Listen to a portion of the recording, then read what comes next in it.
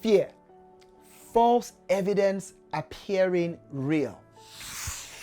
That is a catchy statement that I think doesn't quite work anymore. Sometimes the evidence is real and it is true.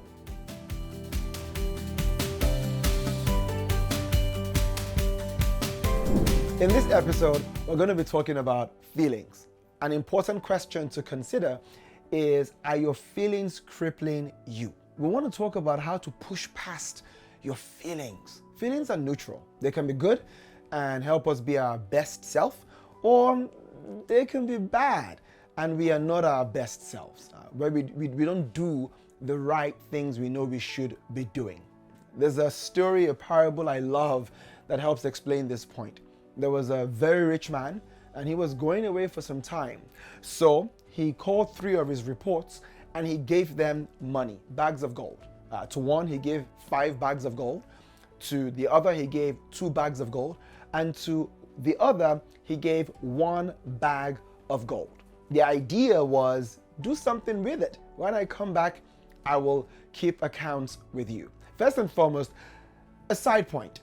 He gave each person bags of gold according to their ability. Sometimes when we compare ourselves to other people and we feel as though we are not getting as much as they have, look in the mirror, assess yourself, be brutally honest with yourself. It could be that you're just not as good as this story tells. So this man goes, he comes back and he settles accounts with his reports. The first one with the 5 bag of gold comes and says, look, you gave me 5 bags of gold. I went, I traded with it, and I got 5 more. Here are 10 bags of gold. The second came and said, you gave me 2 bags of gold. I traded with it, and I got 2 more. Here are 4 bags of gold. To these 2, the rich man said, well done, good and faithful servants, reports. You've been faithful over a little, and I'm going to put you in charge of a lot more. But then we have our subject for today. The one guy who had 1 bag of gold, and he went to his master and he buried the bag of gold in the ground. Why? He said to the master, I was afraid. I know you to be a shrewd businessman, and so I buried the bag of gold. Here is your bag of gold. And the rich man was mad. He said, even if you were afraid, you could have done the least thing. You could have put this money with the bank and I would at least have had a little bit of interest. And so he was upset with this man, took the bag of gold that he had given him and gave it to the ones who obviously doubled their bags of gold. The important point here is fear. I realized fear as the key issue. And as I began to reflect deeper on this point, obviously fear being a feeling, I realized that fear, in addition to other, I would say, feelings, stop me, stop you, friends and family, coaching clients. These acronym of feelings that I'm going to be talking to you about show that you can control your feelings and use them to your advantage. What is the acronym? Feelings. F, fear. E, excuses. The second E, ego. L, laziness. We're going to go there. I, insecurities. N, nonchalance. G, guilt.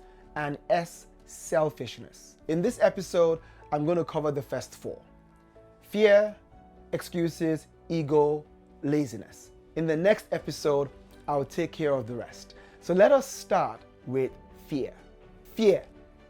False evidence appearing real. That is a catchy statement that I think doesn't quite work anymore. Sometimes the evidence is real and it is true. Imagine you saw a lion. You would be afraid, and you should be, because if you don't do something, you might be killed. The point I'm trying to make is there are some experiences that we find ourselves in, or some things that happen to us that, quite frankly, are make or break. I know somebody who was about to go and give a presentation, and really and truly, it was going to be a bit of a make or break. If he didn't nail this presentation, his career in that organization was at risk. That wasn't false evidence appearing real. It was real, and he needed to make sure he nailed the presentation. Still, he shouldn't let fear stop him. Or someone goes, feel the fear and do it anyway. Great, I like it. What happens when you feel the fear, you do it anyway, and you fall flat on your face? That is what I want us to talk about. I think there are 4 steps that you need to consider when it comes to dealing with fear and not letting it stop you. When it comes to not letting your feelings stop you or pushing past your feelings, we're talking about when you know the right thing to do. Step 1, ask yourself the honest question, what is the worst that can actually happen? I'm not saying that you should paint a rosy picture. Be honest with yourself. The worst that can happen in this situation is. Now, when you assess it, the second step is actually to accept it. Accept that the worst can actually happen. Then the third step is to improve on the worst. I've used this process not once, not twice, and it actually helps a lot. When you say improve on the worst, in the example of this person who was going to go and give this presentation, the worst that could happen is that he actually bombs the presentation and his career in that organization is at risk. He can accept that actually this could actually happen. And how do you improve on the worst? In 2 ways. You prepare like a crazy person. You actually make sure that there is no chance of you bombing the presentation. But the second thing, after you've prepared, is the 4th and final step. You accept the undeniable truth that even if despite your preparation, despite giving it your best shot, you don't quite make it, this is an undeniable truth. You can handle it. You'll be amazed how much you can actually handle. Let me give you an example. I started working with this leadership organization. I mean, they run leadership programs for the biggest and the best organizations that send their top leaders to these executive education programs. And I coach on these programs. One fear that always I take with me when I go and deliver these programs is, what if I actually don't do well in this coaching or this facilitation or this training session? What if I bomb? And usually I go, I prepare crazy, I work hard, I deliver well. But one day I don't know what happened that day. I just didn't gel with the group. And the reviews that I got after that particular program were bad. It was really bad. I wouldn't even lie. My worst fear came to pass as far as that organization is concerned. What did I do? I had a candid conversation with the program director and said, don't quite know what happened. Tried a couple of new things that didn't quite work or land with this group. Thank you for the opportunity. I've learned my lessons and we'll move on. He did me a favor. He invited me to another program with the same organization with a different set of leaders, a new cohort. And guess what? I nailed this one.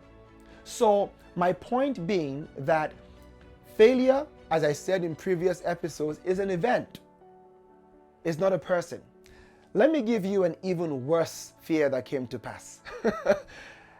With the same organization, I was doing a leadership program, and this was going to be a continuous program, not like a one-day intervention and then you're done. It was going to be continuous. And as I went through the first cohort of the program, it went well. I rounded it up. In my view, I got some really good feedback. But then the call came. The program director said, Uche, actually, this has nothing to do with you. That's the truth. A couple of participants in your group basically said, yes, you're a good coach, but they just felt that you didn't quite vibe with the culture of the organization. Like, what does that mean? And so they've asked not to invite you to the new cohort. Oof, that is difficult to hear when you do the kind of work that I do. The worst fear came to pass, but guess what? I'm still here and I'm doing multiple programs with the organization. So fear, don't let it stop you. Follow these steps and you will see yourself soar to greater heights. Now, let's turn our attention to the first E, excuses. Excuses is the things we say to ourselves when we don't feel like it. Why is it an excuse? It's an excuse because somebody else in the exact same situation is getting better results or doing what you say you cannot do. In fact, somebody else with less resources, maybe even in a worse situation, is doing better than you, even though they are in a worse situation. Excuses. Now, excuses are a dime a dozen, and as many as the people listening to this podcast or the people in the world. But I want to use an example of excuses to help you think about going past your own excuses. So I was coaching this leader, and he was talking about how he couldn't delegate. And it was important for him to be as involved in the projects that he was involved in. He has reports, but he still gets quite involved. He wasn't so much leading this team. I told him he seems more like a co-project manager. He was leading too many projects to be a micromanager, but he was getting so involved that he was burning out. As we spoke, he said something quite interesting. He said, Uche, I need to have grip of the situation and know the detail of the content. That is how I'm able to add value. I asked him a question. I said, can you think of anybody who you've worked with in this organization or past organizations who came in, were able to lead transformational projects successfully, but were not experts in the topic? Drop of a hat, he gave me a name. I said, great. So you're making an excuse because there's a leader who can come in, does not have the experience and content knowledge you have, and they're able to still lead the team to success. He looked at me, I'm not sure how to come back, and he goes, well, that leader would have to have a lot of experts around them. I said, bingo, you are helping me make my point, but you are agreeing with me. He said, well, yes, I see your point. I gave him the example of Barack Obama. And I said, Barack Obama became the president of America, having had community organizing experience, and a lawyer and a lecturer. How was he able to turn around the poor economy that he inherited? He had experts around. His book say the same. So he looks at me and goes, Uche, you make a valuable point. And then the penny drops. He said, not only do I like the content and liking to get involved, I realized from this conversation, it's also how I get my sense of value. And so if I'm not getting as involved, I don't feel as valuable. I don't feel like I'm worth the salary they're paying me. So he begins to see a shift he needs to make. The point I'm making from this story is oftentimes the excuses we give on the surface have a deeper root. So we need to dig deep. That's how to not let your feelings stop you from doing the right things. And then the second penny drops with this leader. And he goes with a deep breath, Uche, I don't trust my people. And he explains how when he got into this new role, he intentionally did not bring people with him from his previous organization he had worked with for some time and who he really trusted, because he didn't want to ruffle too many feathers.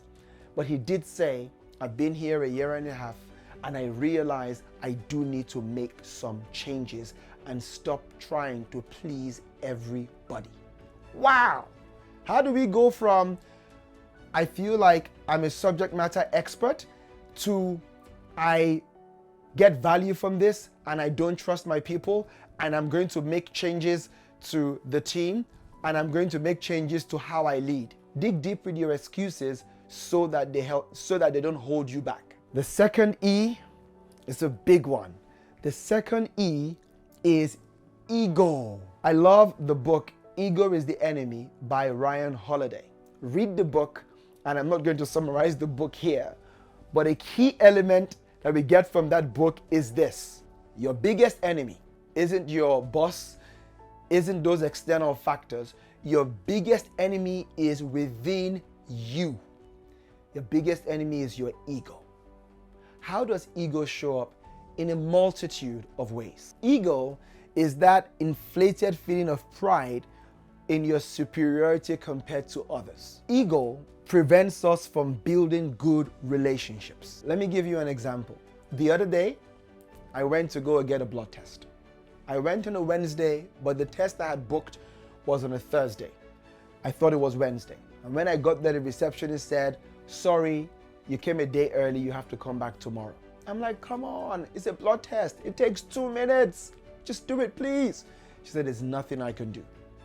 I generally don't take no for an answer. So I say to her, "Please let me speak to the head nurse." The head nurse matches out and says to me, quite elevated voice, "There's nothing we can do," very stern, "Please go, come back tomorrow." I tried to put on the charm and the charisma, wasn't working. And she rounds up the conversation and begins to walk off. I act less than my best self. I say to her, "You can be nice," with a raised voice. And she goes, "I was being nice." And I said, "Well, you can be nicer." And there were all these people around, and she clearly was embarrassed. I walk out of the place. Not my best moment. I go do what I need to do in a different store. And as I'm coming back, I get a strong sense, go and apologize. My ego was screaming, "No, don't do it. She could have done the blood test. It was 2 minutes." But I've learned, over time to listen to that voice. So I went, I said, "I'm sorry." And she was so surprised. Now, what is the point I'm trying to make? Do you know how many couples, partnerships, friendships have been ruined, destroyed, never to reconcile because somebody was too proud to say sorry? You'll be amazed. Think about yourself. Ego. Ego prevents us from being our best. Why? Because we overestimate our talent. We stop learning. Ego. Why are you not reading more books? Why are you not doing more courses? Why are you not upskilling? You've reached a point of competence where you can deliver at least average. You might not be the best, but you're not going to be fired. You're better than this. Stop letting your ego stop you from doing what you know is right. Ego slows us down. It stunts our growth. Why? Because we become complacent. We stop asking for help. Ego gives a false sense of confidence. Real confidence is based on hard work. But confidence out of ego is foundationless. I hope as I'm saying these things, you're thinking and asking yourself, am I letting my ego stop me? What is the opposite of ego? It is humility. It is being humble in your successes. It is being resilient in your failures. Taking time to accept maybe you messed something up. What was your role? What can you learn so that you can keep on moving forward? Ego also sometimes prevents us from breakthrough opportunities. And there's a story I love. There was an army general. He had a sickness, and he got wind from somebody close to him that there was a man who could heal him, a miracle worker. And he goes to the man and says, "I hear you can heal me. I've come so that you can heal me." He's speaking to the man's aide. And the man doesn't even come out to meet the army general. He just goes and says, "This is what you should do. Go to this river, do this, do that, and you will be healed. The miracle is going to happen." True story, because we believe in miracles. And so this army general goes crazy. He's like, "What? You mean he didn't even come out to talk to me himself? And he's telling me to go to this dirty river to do this and to do that?" He wasn't going to do it. And then one of his aides said to him, "If this man asked you to do something difficult, wouldn't you have done it? Now he tells you something simple to do and you don't do it?" And the army general decides, you know what? Fair enough. I'm going to go and do what I need to do. Don't let your ego stop you. It shuts you out from opportunities, relationships, and a lot more. Put your ego in check. And then finally, in this episode, we are going to look at laziness. Laziness is when we permit ourselves to not do the things we know we should do, even the right things. Why?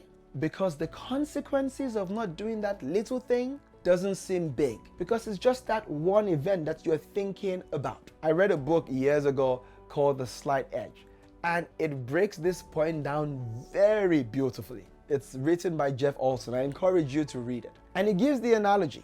He asked the question, why don't we do the easy things that we know we should do? And he says because what is easy to do is also easy not to do. It's a quote that he got from Jim Rohn. You want to go for lunch. You know that it's better to drink water. And you can take a glass of water. But no, you take a can of Coke. The can of Coke for that one day is not a problem. The issue is taking the can of Coke daily or every other day for 1 year. Our actions compound. Laziness is something we do because we don't think of the full consequences compounding over time. Let me give you a practical example. A friend of mine just turned 40. He looks very slim and trim. And here in the UK, when you hit that age, they do a very intensive medical on you to kind of get where you are now that you are on the 4th level. And he went, he did his, and he was gobsmacked shocked. Why? Because this slim guy, guess what, has high cholesterol. Now, before getting this news, he would eat ice cream and all manner of goodies regularly. Whole wheat bread? Why?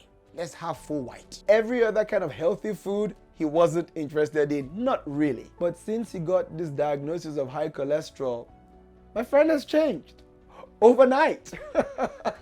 He didn't get high cholesterol in one day.